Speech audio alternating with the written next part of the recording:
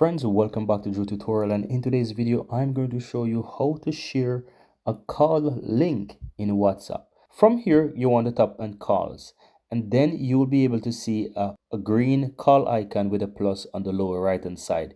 You want to tap on that, and here it will show you that you can create a new call link. Now if you tap on that, you'll be able to choose whether you want this to be a video call or even a normal phone call. You can change the call type by simply tapping on this. As you can see, it says call type video, but if I tap on it, I can switch it to voice call as well.